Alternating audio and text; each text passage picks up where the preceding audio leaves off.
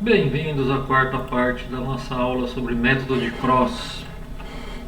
Nós estamos utilizando o método de Cross para calcular reações de apoio desta viga aqui. Então nós temos 3 apoios e um engastamento. Nós já calculamos momentos de engastamento perfeito, coeficiente de rigidez, coeficiente de distribuição.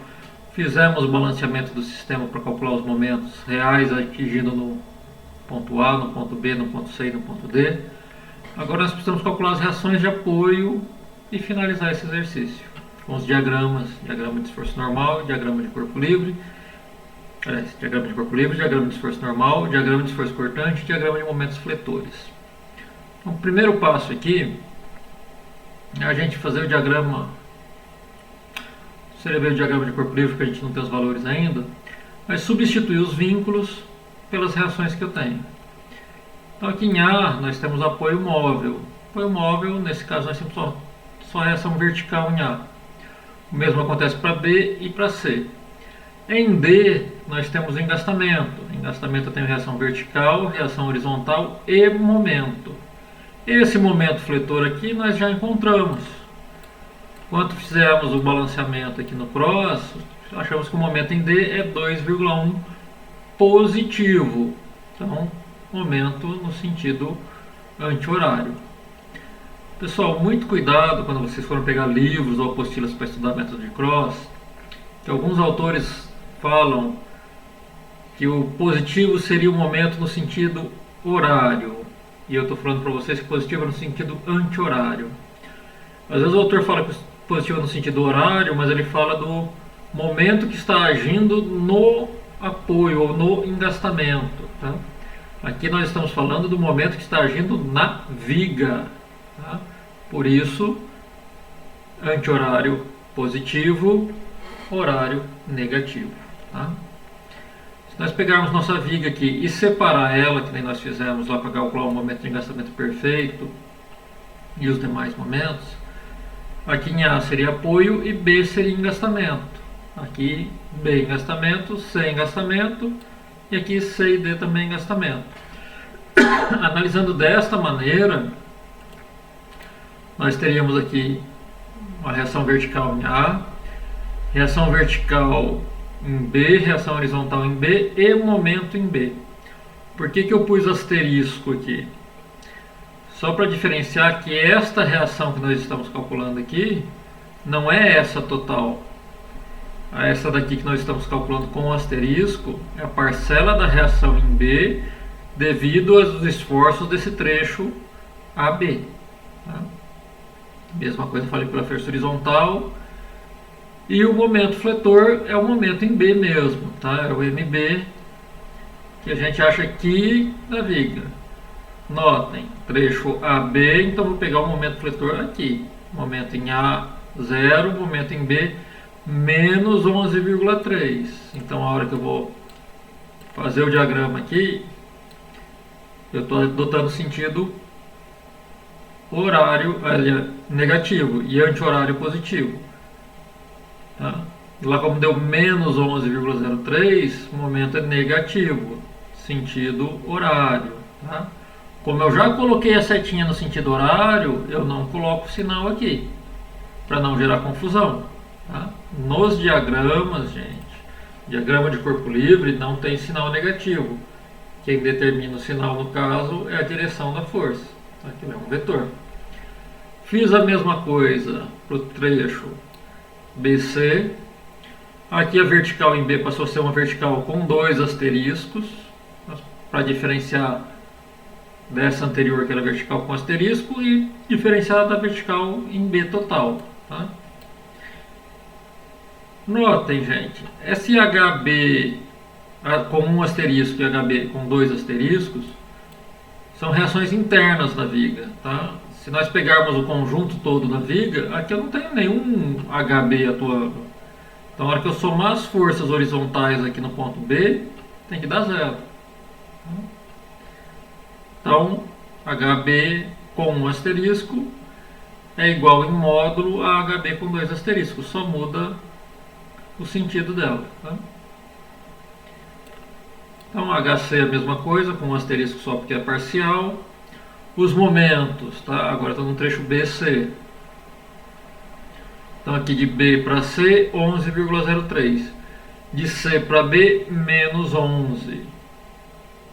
Então, momento positivo, sentido anti-horário, momento negativo, sentido horário. Trecho CD, mesma coisa, tá? HC e VC com 2 asteriscos para diferenciar dos demais aqui. HC com 1 asterisco e com 2 asteriscos também são esforços internos, então não tem que anular o outro. HD é a reação horizontal nesse engastamento aqui, tá? Engastamentinho aqui no final. Se nós notarmos essa viga aqui, a única força horizontal que nós temos atuando nela é HD. Então, na hora de fazer somatória de forças horizontais, isso daqui vai dar zero. Ou seja, todas as forças horizontais nesse caso serão zero. Tá? Aqui nós pegamos de novo o trecho CD. Então vou vir aqui no cross, na hora que fez o balanceamento dos momentos. De C para D, 11, positivo. De D para C, 2,1, positivo também. Então, positivo os dois no sentido anti-horário. Apesar de ser os dois positivos aqui no diagrama de esforços, notem, aqui em C eu estou tracionando a parte de cima da viga e comprimindo a parte de baixo. Aqui em D eu estou tracionando a parte de baixo e comprimindo a parte de cima. Por isso que eu insisto muito com os meus alunos que não basta seguir convenções de sinais, eu tenho que saber interpretar isso, tá? Fisicamente. Pessoal, agora nós vamos calcular as reações de apoio. Então vamos fazer cálculo trecho por trecho. Tá? Lembrando, nossa viga aqui, eu tenho 4 reações desconhecidas. Então se eu achasse, aliás, 4 reações verticais desconhecidas, uma horizontal e um momento. O momento nós já achamos. Certo? Então se eu achasse 2 reações verticais aqui, ela já seria uma viga isostática, já daria para calcular ela de acordo com os métodos vistos em RM1. Somatória de forças verticais, somatória de forças horizontais e somatória de momentos. Então precisaria só calcular 2 reações, para cair no caso isostático poderia voltar para esse modelo completo. Ou posso calcular trecho a trecho e somar as parciais, que é o que nós vamos fazer aqui. Tá? Melhor método é aquele que você se adaptar melhor. Os dois caem no mesmo resultado. Então pegando o trecho AB aqui, primeira coisa, eu vou fazer somatória de momentos. Eu escolhi B como sendo o polo da minha somatória de momentos. Poderia ter escolhido A também, sem problema nenhum. Escolhendo B, e adotando regra da mão direita, sentido anti-horário positivo, nós vamos ter somatória de momentos em B. Então nós temos aqui a força VA, distância de A para chegar a B, 2 metros. Tendendo a girar no sentido horário, então por isso negativo. Então ficou menos VA vezes 2. Aqui nós temos 12, tentando girar no sentido anti-horário, por isso positivo. A distância da força de 12 até o polo B é 1 metro, então mais 12 vezes 1. VB está exatamente em cima do ponto B. Então VB, a distância dele para chegar em B é 0. Então VB vezes 0 é 0. Por isso que eu não coloquei aqui. Mesma coisa acontece com HB. HB está em cima do polo B. Então a distância de HB até o ponto B é 0. Então ela não gera momento. E aqui nós temos um momento em B, no caso de B para A, que ele vai ser negativo, porque ele está no sentido horário, 11,03. Se surgir dúvida, gente, volta aqui, ó, negativo, tá vendo? Então, resolvendo essa equação, tenho menos 2VA, 12 vezes 1, 2, e o MBA menos 11,03. Faço aqui 12 menos 11,03, 0,97. Faço as jogadinhas, resolvemos isso daqui, achamos a reação em A, 0,485 kN. Para fazer achar o VB asterisco, eu posso fazer somatória de momento em A ou posso fazer somatória de força vertical. Aqui eu escolhi fazer somatória de forças verticais, que é mais fácil. Então nós temos aqui o 0,485, que é o nosso VA, menos 12, que é a força para baixo, mais o VB com um asterisco, isso é igual a zero. Fazemos as continhas, achamos que o VB com um asterisco, 11,518. Fazendo somatória de força horizontal, achamos HB com um asterisco também. Só que nós já concluímos que todas as forças horizontais aqui serão zero. Tá? E aqui eu tenho o diagrama de corpo livre do trecho AB. Fazendo o mesmo procedimento do trecho BC. Então aqui eu escolhi somatória de momentos em B de novo. Tá? Só que o B nosso agora está aqui. Então nós vamos ter esse momento aqui de B para C. Está aqui, ó, anti-horário positivo. Temos esse carregamento. Para calcular o momento gerado por um carregamento, nós primeiro temos que achar a força concentrada equivalente. Seria o nosso carregamento vezes a distância. Então 10 vezes 4, 40. Como a carga é uniformemente distribuída, esse 40 vai estar no meio do vão. Então por isso fica 40 vezes 2. Como ele está tentando girar no sentido horário, lembrando que nosso polo está em B, por isso ele fica negativo. Então menos 40 vezes 2. VC está tentando girar no sentido anti-horário, por isso positivo. Então VC asterisco, distância do VC até o polo B, 4 metros. Depois mais VC vezes 4. E nós temos um momento aqui de C para B. Ele está no sentido horário, portanto negativo, por isso menos o momento de C para B. Substituí os valores dos momentos, calculei a equação, chegamos que nosso VC asterisco 19,99. Fazemos somatória de força vertical, então nós temos VB, 2 asteriscos, menos 40, que é a força equivalente do carregamento, está para baixo, mais VC que está para cima, VC 1 asterisco, igual a zero. Substitui o valor de VC, calcula, temos que VB 2 asteriscos, 20,01. Nossas forças horizontais nós também já concluímos que dá zero. Notem, gente, para calcular a reação em B, eu tenho que somar as duas parciais. Então, para calcular o VB, eu vou somar VB com um asterisco mais VB 2 asteriscos. E aqui eu vou ter 11,515 mais 20,01, tem 31,525. Tá? Aqui nós vamos fazer agora a mesma coisa para o trecho CD. Por que o D não tem asterisco aqui? Porque em D eu só tenho ponto D mesmo, tá? Eu não tenho nenhum outro trecho contribuindo para D, eu só tenho o trecho CD aqui. Então, somatória de momentos. Escolhi o ponto C, fiz a somatória de momentos, achamos que o VD menos 2,55. Isso daqui é interessante para a gente, tá? Menos 2,55 quer dizer que essa força aqui está para baixo e não para cima. Isso a gente tem que tomar muito cuidado na engenharia, gente, porque esses apoios ou engastamentos aqui, muitas vezes eles estão representando fundações ou representando colunas. Imagina que isso daqui fosse uma coluna em D, por exemplo. Se eu tenho uma reação de menos 2,55, quer dizer que eu estou tentando esticar a coluna.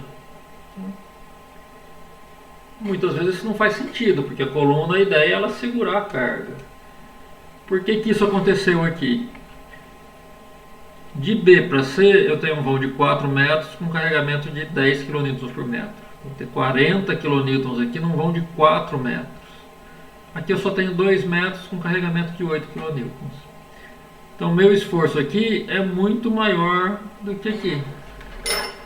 Então imagina que essa daqui é a nossa viga. O ponto C está aqui. Como o esforço aqui de BC, tá, vou pegar aqui, de BC é maior do que de CD, então a nossa viga está fazendo isso. Ela está erguendo aqui em D. Por isso nosso pilar estaria puxando a estrutura para baixo. Tá? Então quando a gente faz o projeto de uma estrutura, a gente deixa A gente tenta deixar isso o mais equilibrado possível, porque não faz sentido eu ter um pilar puxando a estrutura para baixo. Tá? Em 90% dos casos, o pilar é para apoiar, tá, gente? Existem alguns casos específicos, dependendo do formato da estrutura. Às vezes uma estrutura que vai suportar um vão em balanço muito grande, que eu tenho o pilar realmente para resistir à tração. Mas nas construções comuns, meu pilar é para resistir à compressão. Então se eu tenho um caso desse aqui, dependendo da minha construção, ela fica mais leve se eu tirar o pilar. Porque esse menos 2,55 vai sobrecarregar o apoio que está do lado. Então tomar cuidado aí. Eu gosto de fazer esse link com a aplicação prática, tá? Eu acho que é mais fácil de entender. Então, gente, calculou VD, fez somatória de forças, achou VC 2 asteriscos. Para achar VC total, então, vamos somar VC 1 asterisco com VC 2 asteriscos para achar o VC real. Tá? E aqui embaixo eu fiz o diagrama de corpo livre de cada um dos trechos, tá? Colocando os momentos que estão atuando e as reações de apoio. Quase terminou o exercício, tá? Para calcular, para isso fazer sentido, para a gente poder calcular a estrutura, tem que ter uma visão global de como está atuando a estrutura. Então o último passo são fazer os diagramas. Então, diagrama de corpo livre, diagrama de esforço normal, diagrama de esforço cortante e diagrama de momento fletor. O primeiro que eu fiz aqui foi diagrama de corpo livre. Então peguei os valores das reações que eu achei. Notem, esse valor é do VB realmente, tá? Que eu somei VB com um asterisco mais VB com 2 asteriscos. Aqui é o VC realmente, a soma das duas parciais. E aqui o VD, ele deu negativo, por isso que essa setinha está para baixo. Tá? Esse momento aqui é o momento em D, que nós achamos lá no cross. Lá na tabelinha, a hora que fez o balanceamento dos momentos fletores. Tá? Então aqui eu tenho o diagrama de corpo livre, os esforços que eu já tinha atuando na viga e as reações que nós encontramos. Dos diagramas seguintes, o primeiro é calcular o diagrama de esforços normais, tá? Ou DEN, diagrama de esforço normal, a unidade em kN. Eu aconselho sempre meus alunos a fazer um diagrama embaixo do outro. Então vou puxar algumas retas aqui de referência, para a gente saber onde é que estão esses pontos chave aqui. Eu tenho os pontos A, B, C e D e tenho os pontos de aplicação das forças concentradas. Tá? Vou pôr numa corzinha mais discreta aqui, para não chamar tanta atenção. Então, o primeiro dos diagramas, diagrama de esforço normal. Esforço normal é o que está agindo no sentido do eixo da estrutura, tá? Da viga ou da coluna. Como a gente está falando da viga, o eixo da viga está no sentido horizontal. Então a gente está analisando todas as forças horizontais. Que no nosso caso aqui deu zero, tá? Nós não temos nenhuma força horizontal agindo. Só temos forças verticais e momentos. Então a gente fala que o diagrama de esforço normal é igual a zero, tá? Esses dois risquinhos aqui quer dizer que ele é todo igual a zero, do começo ao fim. Pode ter algum exemplo que eu tenha esforço normal em alguma parte da viga, tá? Ou às vezes esforço normal em toda a viga, sem problema nenhum. Diagrama de esforço cortante é o que a gente chama de sigo líder. Tá? Vou seguir o que meu diagrama de corpo livre está falando para eu fazer. Considerando só força cortante, tá? Que são as forças perpendiculares à viga, perpendicular ao eixo da viga. Então vou começar sempre da esquerda para a direita, para dar certinho as convenções de sinal. Então começando aqui do apoio A, para cima, então para cima positivo, 0,485. Eu vou pôr em escala aqui para dar certo na minha tela, senão fica muito grande. Então estou fazendo a escala 1 para 10 aqui. De A até essa força concentrada de 12, ó, de A até 12, eu não tenho nada. Tá? Se eu não tenho nada atuando, meu diagrama vai ser uma reta constante. Tá? E aqui eu vou pôr o valor do diagrama, aliás, do esforço. Tá? Por que eu posso apagar a unidade aqui? Porque no meu enunciado eu já falei que o diagrama todo está em kilonewtons, tá?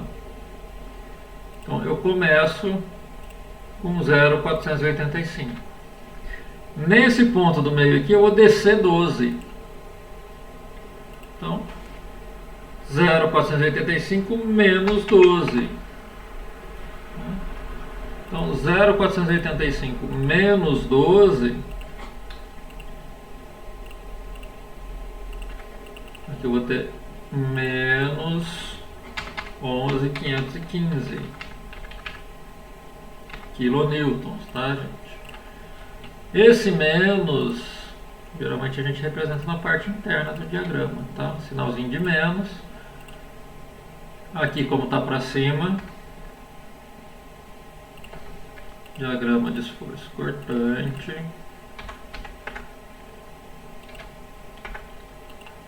Positivo, tá?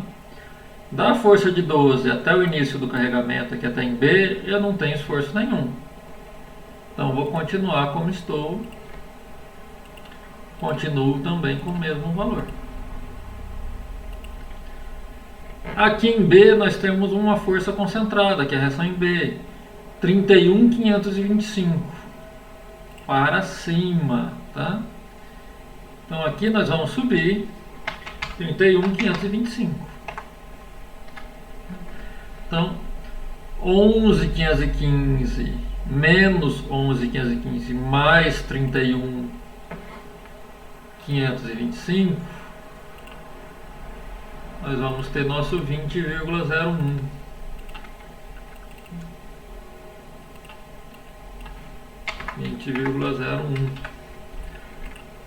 Olha que interessante, gente. Meu VB é 31.525.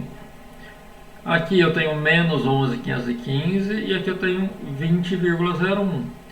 Se nós pegarmos as parciais das reações que nós achamos, quando eu calculei do trecho AB 11.515, BC 20,01. Então aqui eu já tenho essas parciais, tá? Por isso que esses valores se repetem aqui. Aqui nós temos um carregamento uniformemente distribuído, 10 kN por metro em 4 metros. Ou seja, cada metro que você andar vai diminuir 10 kN. Então no total vai diminuir 40 kN. 20,01 menos 40, eu vou ter menos 19,99. Como o carregamento é uniforme, é só ligar os pontos. Então, acima do eixo, para o diagrama de esforço cortante, positivo, abaixo, negativo. Aqui nesse trecho, então, vou pôr o valor aqui para a gente não se perder, tá?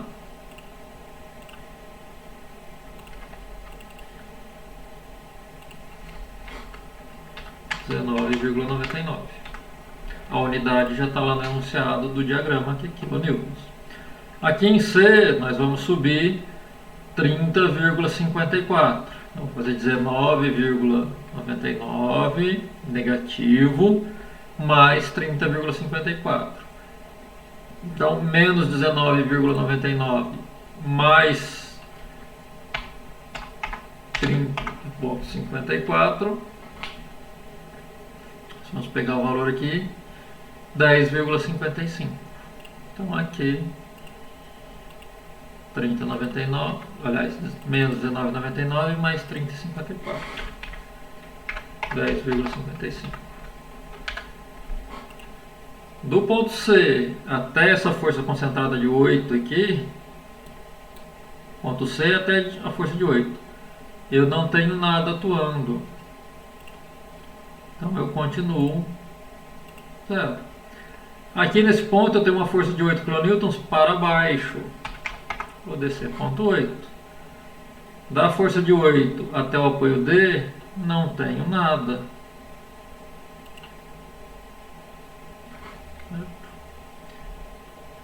Então notem, 10,55 positivo, tá? 10,55 menos 8,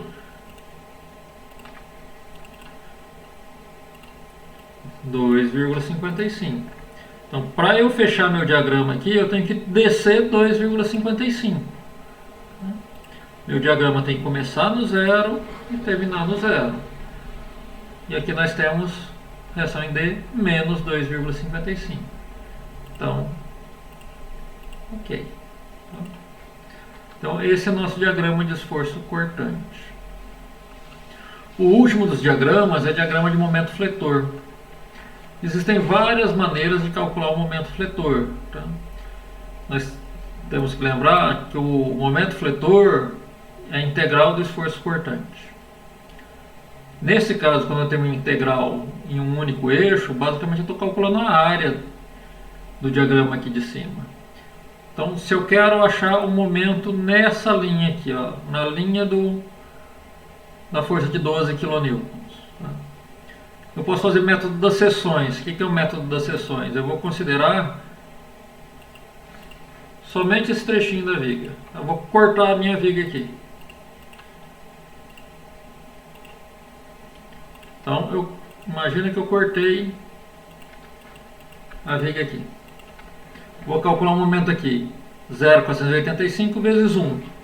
Notem, tá? 0,485 está para cima. Ó. Então, estou forçando para cima. Estou esticando a parte de baixo da viga. Aqui, gente, muito cuidado com os livros. Que a gente tem livros escritos por físicos que vão falar para você traçar o diagrama de momento fletor. Quando for positivo, traçar ele para cima. Essa aula aqui é voltada para engenharia civil. Tá? Engenharia civil, a gente segue nomenclatura que se usa lá na obra. Certo? Momento positivo está esticando a parte de baixo da viga. Então minha ferragem longitudinal no concreto armado tem que estar principalmente na parte de baixo da viga. Por isso nós vamos desenhar esse momento fletor positivo na parte de baixo da viga. Tá? Então, retomando aqui, 0,485 vezes 1, 0,485.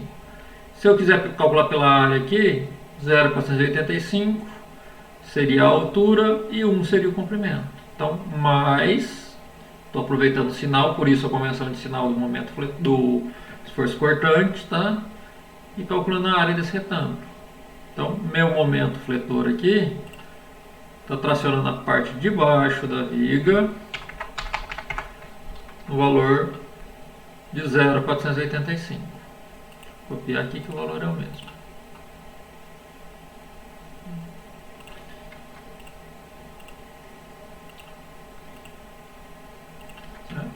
Como ali é uma força concentrada, esse trecho aqui é uma reta.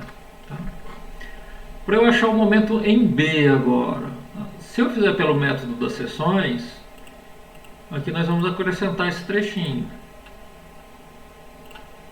Então, pelo método das seções, nós teríamos... Opa, faltou um metro aqui. —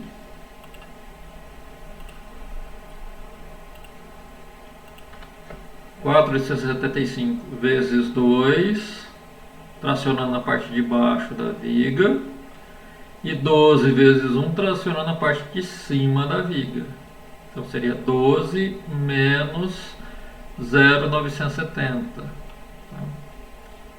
Então 12 menos 0,970 vai dar 11,03. Pelo método das áreas, eu vou calcular essa área positiva menos essa outra área aqui.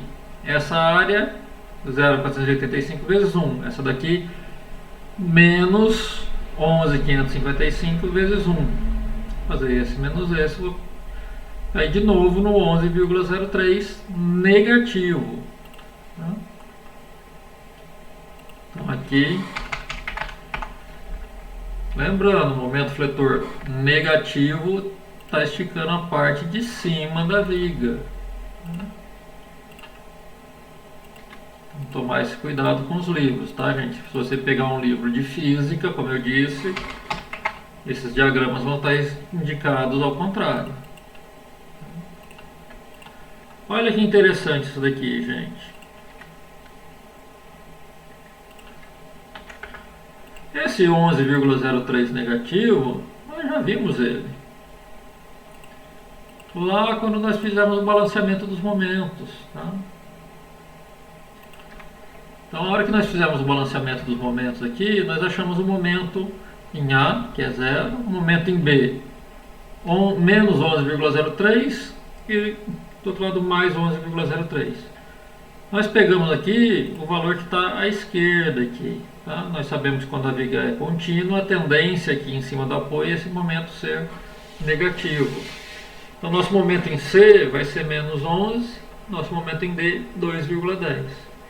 Então, para adiantar o processo aqui, eu já posso calcular aqui o momento em C, que eu sei que é menos 11.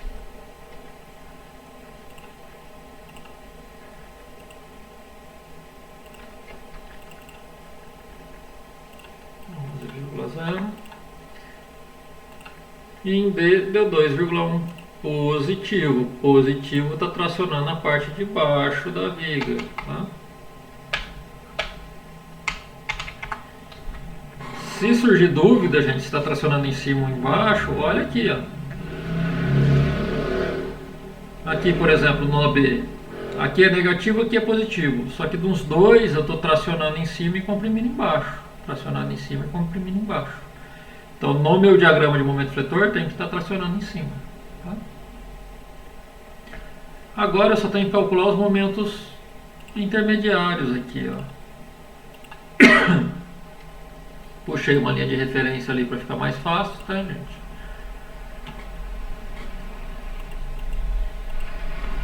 Então, se eu pegar esse 11,03 mais a área desse triângulo aqui, eu vou ter o valor do momento nesse trecho.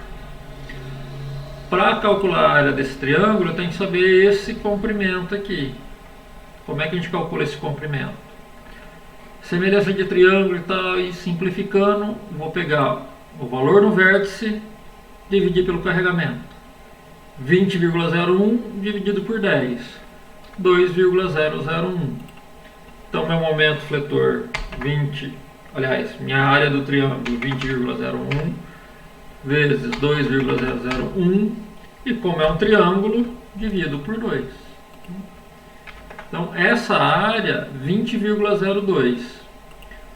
20,02 é essa área do triângulo. Só que eu já tinha um momento aqui de menos 11,03. Então, 20,02 menos 11,03. Eu vou ter um momento de 8,99 aqui nesta reta, tá? Onde o cortante passa pelo zero, é o que eu vou ter aqui, o 8,99. Esse trecho aqui é uma parábola, tá, gente? Uma parábola de segundo grau. É parábola porque lá em cima é um carregamento, tá? Carregamento uniformemente distribuído, então uma parábola de segundo grau. Se fosse um carregamento uniformemente variável, seria uma parábola de terceiro grau. Tá? Então, isso, uma reta inclinada é uma equação de primeiro grau. Se eu fizer a integral dela, eu tenho uma equação de segundo grau. Tá? Aqui nós temos um momento já de menos 11, que nós achamos lá pelo cross. Para eu achar o momento aqui na reta da força de 8, é só eu calcular essa área aqui, pegar menos 11 com essa área aqui. Essa área vai ser 10,55 vezes 1. Então, 10,55 vezes 1, 10,55. Menos 11, menos 0,45. Isso daqui é uma reta. E aqui o final 2,10 também vai ser uma reta.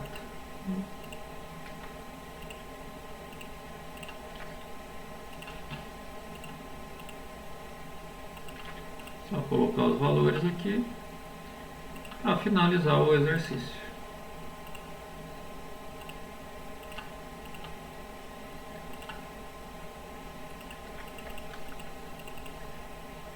Aqui 0,45 negativo.